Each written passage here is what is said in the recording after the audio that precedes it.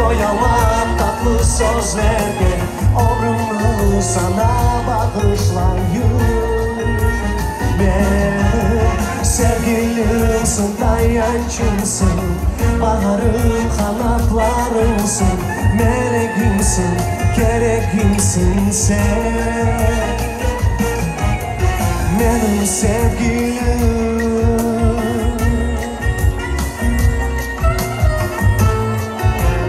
benim sevgilim.